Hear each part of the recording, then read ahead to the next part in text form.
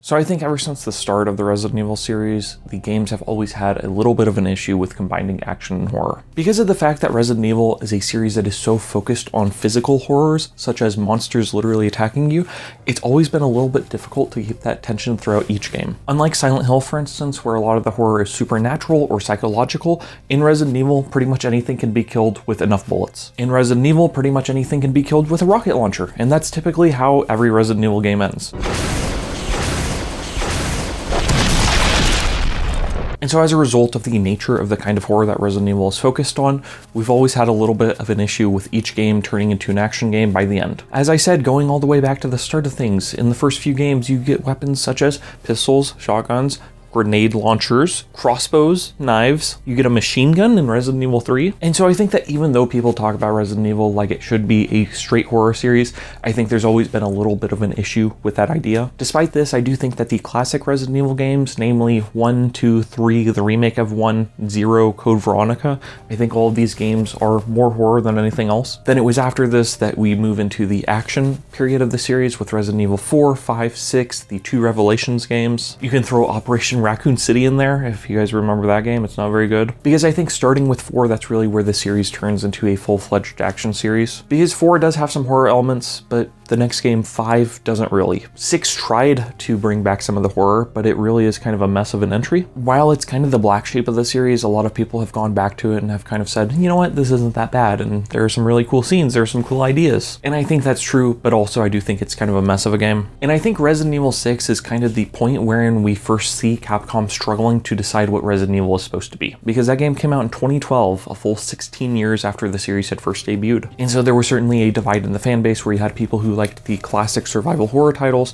then you had people who liked the post-Resident Evil 4 more action-oriented titles. And Resident Evil 6 was kind of the first attempt at juggling that. That game had 4 different campaigns where you play as Leon, Chris, Jake, and Ada. And the idea behind the 4 campaigns was that each one was supposed to be something different. So for instance, Leon's was supposed to be horror, Chris's was supposed to be straight action, Jake's was supposed to be adventure, akin to Uncharted or being chased around by Nemesis in 3, and then Ada's was supposed to be a super secret spy mission. The issue with this is that more or less each campaign kind of plays the same. And on top of that, despite the fact that Leon's campaign is supposed to be horror, it's not really that scary. And just to make this clear, Resident Evil 6 has been reevaluated recently, and I myself don't hate the game at all. I think it's quite fun. In fact, there was a video that I was going to do last year that I just didn't get around to, and it was going to be called Resident Evil 6 is the best game ever, because there are so many instances that I had while playing it recently where I just went, this is the greatest game of all time, because it's silly and it's over the top. And so despite its flaws, I do really enjoy Resident Evil 6. But I think that to me, it is the first obvious moment where Capcom is kind of like, okay, what do we do with the series? How do we appeal to old fans of horror and then new fans who like the more action stuff? Because the primary issue with that game is that they tried to appeal to everyone, and in doing so, they actually appealed to no one,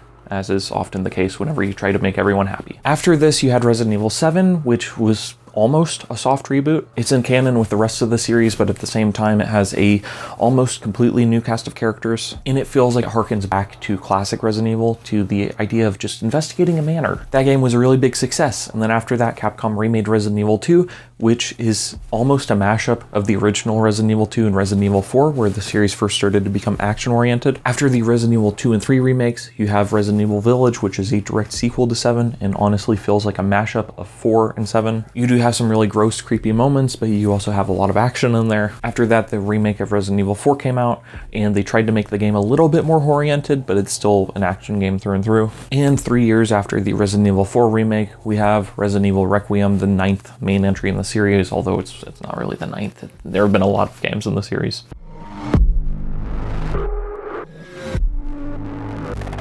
What I find so interesting about Resident Evil Requiem is the fact that it tries to combine 2 different strains of horror that Resident Evil has meddled with. Because as I'm trying to illustrate, there's always been a tug of war between horror and action within the Resident Evil series as a whole. And so when making this game, Capcom was kind of faced with the challenge, how do we make both the action fans and the horror fans happy? Because there are people who really love feeling scared as Ethan Winters in 7, or as Chris and Jill in the first game, but then there are also people who love Leon's one-liners and his jokes, and who love Chris Redfield punching boulders. And so Resident Evil Requiem is the series' best attempt, I think, at kind of satisfying both groups of people. And so Resident Evil Requiem does something very interesting.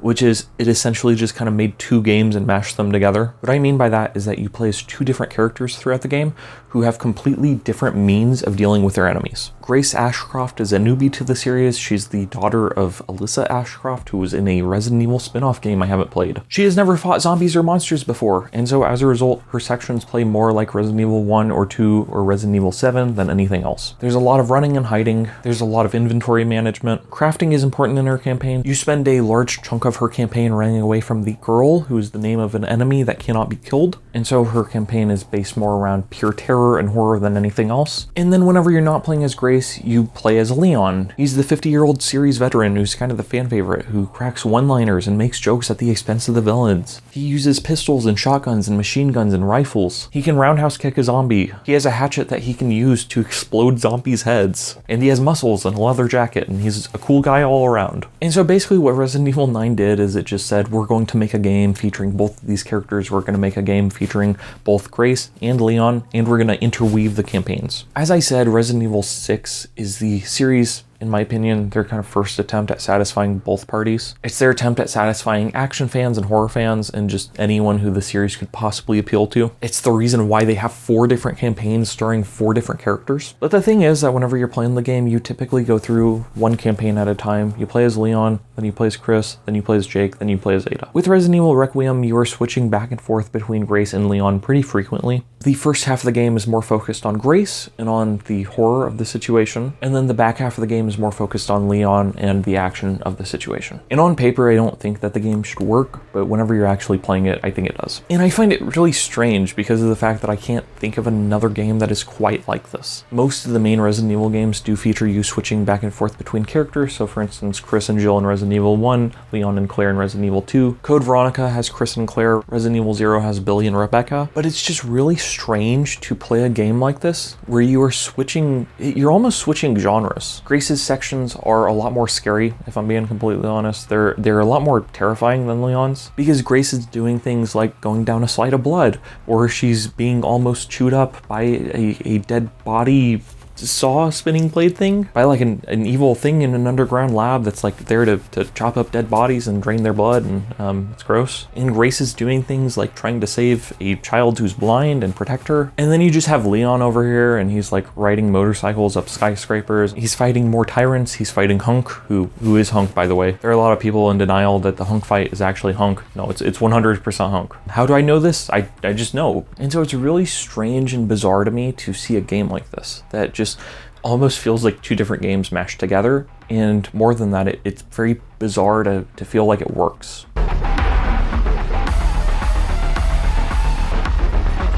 The game's not perfect, you know, and I think that there are some kind of tonal inconsistencies between scenes. What I mean by that is that pretty much anything Grace is involved with is absolutely terrifying and scary. Victor Gideon, who's the main villain of the game, is actually like a creepy and scary dude. But then whenever he talks to Leon like mocks him, and he asks him, when was the last time you brushed your teeth? And he cracks jokes, and it's just really silly. But despite these inconsistencies, I do feel like the game feels pretty unified, all things considered. And I do think that is a unique feature of it being a game. I don't think you would be able to pull something like this off if it were a movie. You're given large chunks of the game where you play as Grace without seeing Leon, then you're given large chunks of the game where you are playing as Leon without seeing Grace. And so as a result, I do think that you get a certain degree of breathing room for each of the characters. And that is something that very much takes time to accomplish, time that you're not afforded if you are making a movie. Capcom has come out and said that most people's first completion of the game takes about 16 hours, give or take. And so I don't think a campaign like this where you're switching back and forth between characters who play wildly different from one another, I don't think you could make it work if the campaign were only like 4 hours long on your first playthrough. And I am aware that there's an achievement for beating the game in under 4 hours. I've done it. I get that. But I do think it's fair to say that the first playthrough of your game is very different than the 5th, which I am on now. And so I think that the mashup of the 2 campaigns, Leon and Grace's, if that's the way you want to describe the game or think about it, that's the way I think about it, it's able to work for 2 reasons that sound contradictory. And so the first reason why this game works, especially when compared to Resident Evil 6, it's because the 2 characters have such much different playstyles. Grace's horror is more focused on horror and terror and on running away and hiding. Leon's is more actiony and it's more silly and fun, and you get points for killing dudes. But then the second reason the game works is almost contradictory to the first, which is just that it is a horror game at its core. Even though Leon has a lot of sections that are more silly and goofy, and you see him doing dumb things like running away from a giant spider, in spite of this, Leon's campaign still feels like a horror game to me. It's a different kind of horror game, more in line with Resident Evil 4 or the Dead Space games, but still there are a lot of weird and creepy moments as Leon, especially whenever you like go underground and you're fighting a bunch of zombies in the dark. And I think that's one thing that the game is really good about, is using darkness for atmosphere. First and foremost, the horror fans will be satisfied by this game. The first probably 4 to 5 hours of the game are spent playing as Grace, with only minimal sections as Leon, and so I think you get those scary moments and that tension right up front. And then of course, just a fact of horror is that the more you are exposed to something, the less scary it becomes. The more you see the same monster, the more familiar it becomes, and thereby it becomes less scary. Take Pyramid Head, for instance, from Silent Hill 2. He's really cool looking and he has a great design, but he's appeared in so much spin-off media that there's not anything really that scary about him, if I'm being completely honest, just because I'm used to it. I see Pyramid Head and I don't go, whoa, what a crazy monster. I go, hey, it's Pyramid Head, I love him. And so I think that's kind of why the game functions the way it does, with the first half kind of focused on Grace, then the back half more so focused on Leon. But all in all, I just think that this aspect of Resident Evil 9, the fact that it feels like two campaigns mashed up, I think it's just really interesting because I haven't seen something quite like it succeed before. And I think that's why this game is special, and I think that's why it's receiving the praise that it's getting. Because I think the game's awesome, I freaking love it. The game has faults, the game has problems. There are some plot holes, there are some things where I'm like, this feels kind of weird. But I do think that in spite of its flaws, I think that this is the most successful attempt Capcom has had at appealing to every type of Resident Evil fan. This is really their best attempt yet at trying to have their cake and eat it too. Hardcore horror fans get their horror stuff, action fans get their action stuff with Leon, and then you have fans like myself who just love everything.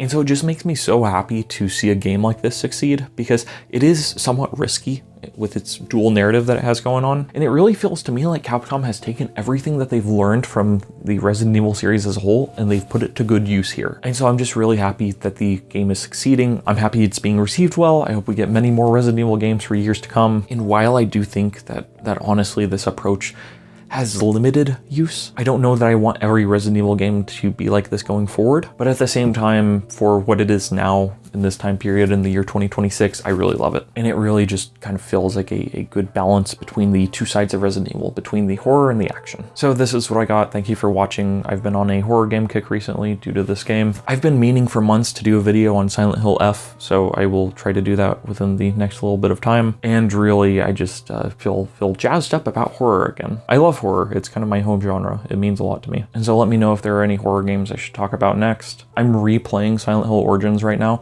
and on one hand it's better than I remember, but on the other hand, the writing is not good. So I may or may not do a video on that. So let me know what you think. Thank you for watching. Have a nice night. Goodbye.